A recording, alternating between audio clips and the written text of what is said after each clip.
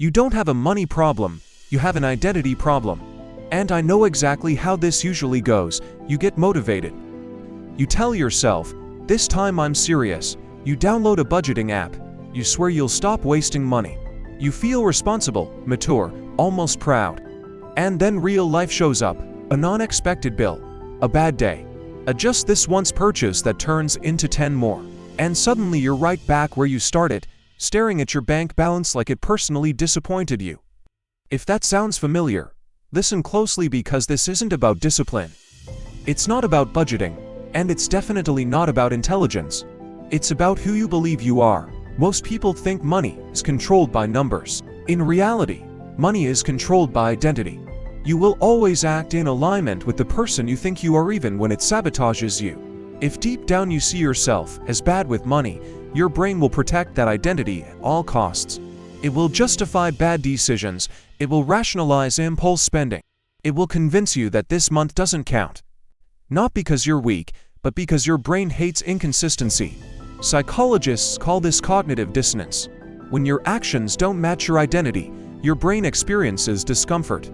And it will do whatever it takes to remove that discomfort, even if that means dragging you back into old habits. This is why willpower always fails. Willpower is exhausting. Identity is automatic. Let me tell you something that changed the way I see money forever. I once asked someone who was quietly building serious wealth how they managed to save and invest so consistently without feeling deprived. I expected some complicated system or secret strategy. Instead, they shrugged and said, "I just don't see myself as someone who wastes money." That sentence hit harder than any financial advice I ever heard. They didn't try to be disciplined. They were disciplined because that's who they believed they were. Here's the part nobody warns you about. You can't fake a new identity.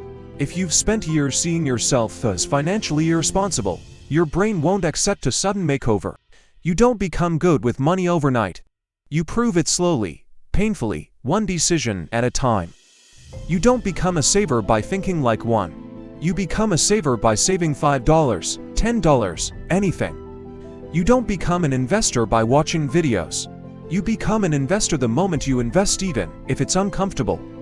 That's why the first $10,000 is brutal. Not because of the amount, but because it forces you to confront every excuse, every impulse, every version of yourself that wants comfort now instead of freedom later.